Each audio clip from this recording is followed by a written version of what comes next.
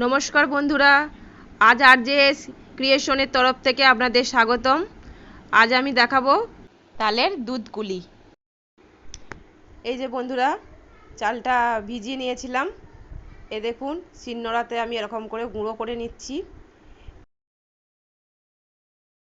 এই দেখুন, এরকম করে গুঁড়ো পাউডারটা হয়ে যাচ্ছে। আমি হাতে নিয়ে দেখিয়ে দিলাম। এই দেখুন, এরকম করে পুরো চালটাই গুঁড়ো হয়ে যাবে। এই দেখুন, এরকম গোটা ছিল, গোটা গোটা চাল ছিল। আমি আগে থেকে ভিজিয়ে আনানো চাল এইটা। তারপরে আমি ওরকম শিলনোড়াতে বেটে এরকম গুঁড়ো পাউডার করে নিয়েছি। এই যে সব চালগুলো দেখতে পাচ্ছেন, সব চালগুলোই আমার গুঁড়ো হয়ে গেছে এরকম করে।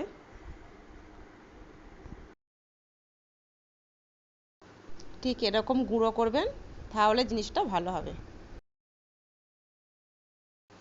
এই যে তালটা এবার ধুয়ে নিচ্ছি। ধুয়ে নিয়ে এবার ছালটা ছাড়াবো। এবার দেখিয়ে দিচ্ছি। আমি ছাড়িয়ে দেখুন, গোটা তালটা আমি ছাড়িয়ে নিলাম একটু একটু করে। দেখুন, প্রথমে আমি ভেঙে নিচ্ছি। দুটোই আঁটি আছে।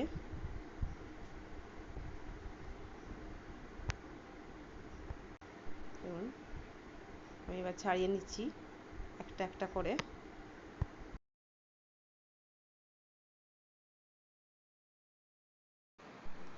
এই দেখুন, আমি সব এরকম করে সবগুলোই ছাড়িয়ে নিয়েছি একটা একটা করে। এই যে পুরো সব রেডি। এবার চলুন তারের কাইটা কিভাবে বের করতে হয় দেখিয়ে দিই। এই দেখুন, আমার এটাতেই সুবিধা হয়। যার যার সুবিধে মতন করে নেবেন। অনেকে ঝুড়িতেও করে, অনেকে এরকম এতেও করে।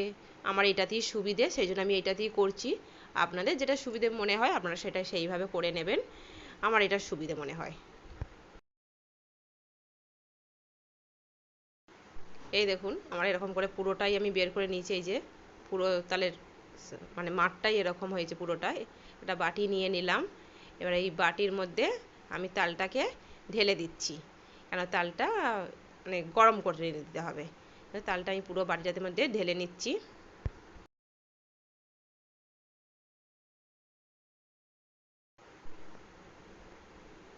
এই দেখুন, আমার পুরো তালটা মানে ঢেলে নিয়েছি। এবার চলুন, আমি এইটা আবার গ্যাসে বসিয়ে দিলাম।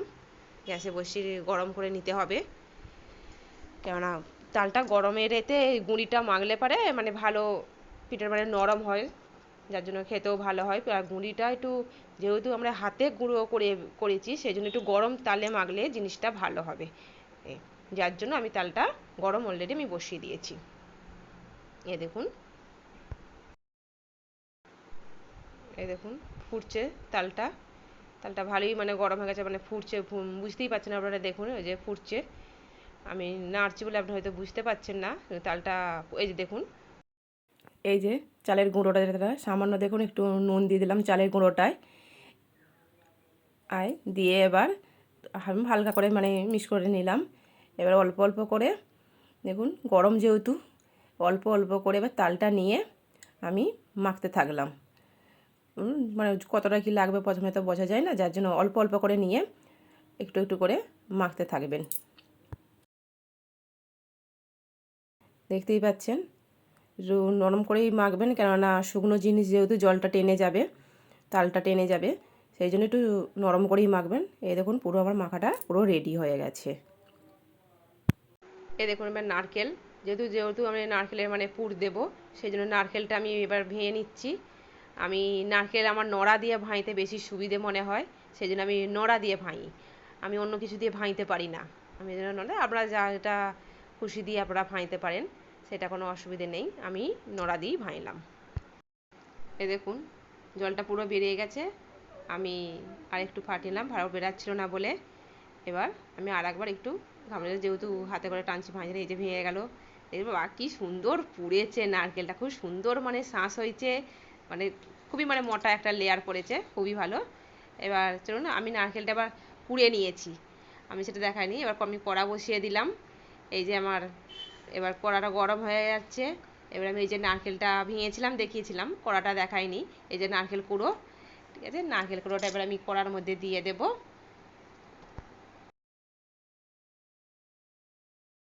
এই যে আমি কড়ার মধ্যে পুরো নারকেলটাই মানে ঢেলে দিলাম।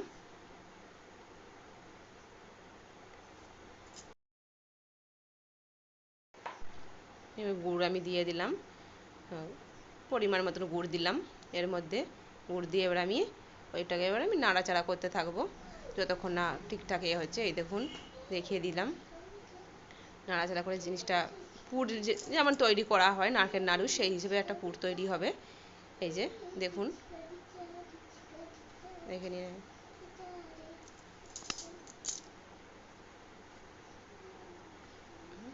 এই যে আমার পুরটা পুরো রেডি হয়ে গেছে, দেখতেই পাচ্ছেন কেমন।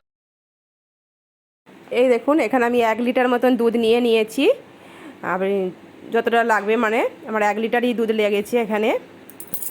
এই যে এদিকে আমি মাকে অন্যদিকে আমি একটু পিঠে বানাতে শুরু করে দিয়েছি, বলে মা একটু পিঠে বানিয়ে দিন। মা একটু পিঠে বানাচ্ছে আর আমি অন্যদিকে দুধ বসাতে গেলাম। মাই বানাচ্ছে এখন একটু। এই দেখুন,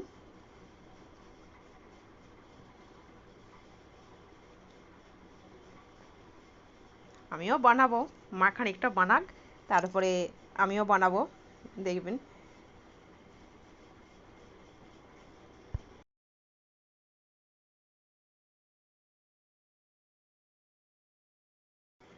এই দেখুন, মা অনেকগুলোই পিঠে বানিয়ে ফেলেছে, এই যে এখনও বানাচ্ছে। এই দেখুন, এবার আমি বানাচ্ছি, মা উঠে পড়েছে, মাও বানিয়েছে, অনেকগুলোই বানিয়েছে। এবার আমিও খানিকটা বানিয়ে নিলাম। মা একভাবে বসে থাকতে পারে না। এই দেখুন, এবার আমি বানিয়ে নিলাম এইভাবে।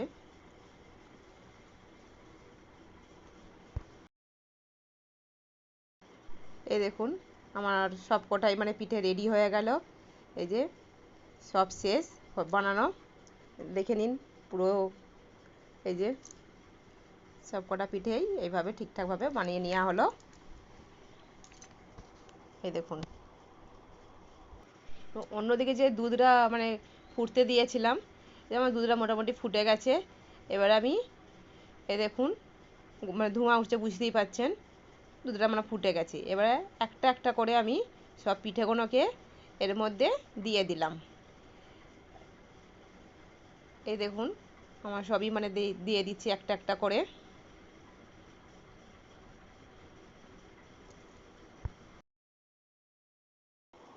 এই যে আমার সব দেয়া হয়ে গেল। এবার আস্তে আস্তে হাতায় করে একটু ভালো করে একটু নেড়ে চুড়ে দেবেন, কেননা যাতে জড়িয়ে না যায় আর ভেঙে না যায়। আমি 2টো তেজপাতা দিয়ে দিলাম এর মধ্যে দুধের সাথে, যাতে একটা গন্ধ আসে সুন্দর, খেতে ভালো হবে গন্ধটার জন্য। এই দেখুন, একটা ঘন ঘন ভাব এসে গেছে, আমার পিঠেটা হয়েই এসেছে। এই দেখুন, এবার এবার চিনি অ্যাড করে দিচ্ছি আমি। পরিমাণ মতন চিনি অ্যাড করে দেবেন, আপনারা যে যেরকম মিষ্টি খায় সেরকমভাবে চিনি অ্যাড করে দেবেন। চিনি দেওয়ার পরে খানিকটা ফুটিয়ে নিতে হবে, যাতে চিনিটা গলে যায়। এই দেখুন, আমার জিনিসটা হয়েই এসেছে। এবার দেখুন, আমি এবার 2টো এলাচ দিয়ে দিলাম, যাতে গন্ধটা খুব সুন্দর আসে নামাবার আগে। দেখুন, নিয়ে একটু এবার নাড়াচাড়া করে দিচ্ছি। এবার দেখুন কি সুন্দর মানে ফুটে গেল। দেওয়ার পরে এবার খানিকক্ষণ ফুটিয়েই, মানে 2-4 মিনিট মতন ফুটিয়েই আমার জিনিসটা পুরো রেডি হয়ে যাবে।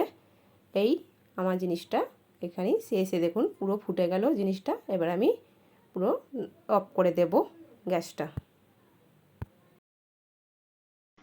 এই দেখুন, আমি আধ ঘন্টা মতন ঠান্ডা হতে লেগেছে, যাতে জিনিসটা আর একটু বসে যায় ভালোভাবে এই জিনিসটা। এই দেখুন, আমি এবার ঢেলে নিচ্ছি অন্য পাত্রে। বুঝতেই পারছেন কতটা মানে সুন্দর দেখতে হয়েছে, আর খেতেও খুব সুন্দর হয়েছে। আপনারা অবশ্যই একবার ট্রাই করবেন বাড়িতে। এই দেখুন, একটু দুধটা রাখলে দেখতে খেতে ভালো হয়, একটু দুধটা রাখতে হবে, যার জন্য ঘন ভাবটাও চলে আসবে, খেতেও ভালো হবে। অবশ্যই আপনারা বাড়িতে একবার ট্রাই করবেন, খুব সুন্দর জিনিস হয়েছে। এই দেখুন, আমি হাতায় করে আবার একটু নেড়ে চেড়ে ভালো করে আপনাকে দেখাচ্ছি, দেখে নিন।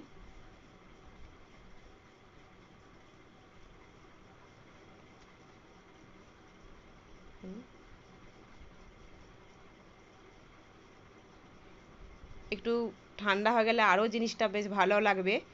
কেন আপনি যদি একটু ফ্রিজে রেখে দেন তাহলে আরও জিনিসটা মানে খেতে ভালো লাগবে, ঠান্ডা ঠান্ডা জিনিসটা। কেন দুধ কুলি পায়েস টায়েস একটু ঠান্ডাই ভালো লাগে। রেসিপিটা যদি ভালো লাগে প্লিজ একটা সাবস্ক্রাইব, কমেন্ট করবেন, লাইক জানাবেন। ধন্যবাদ।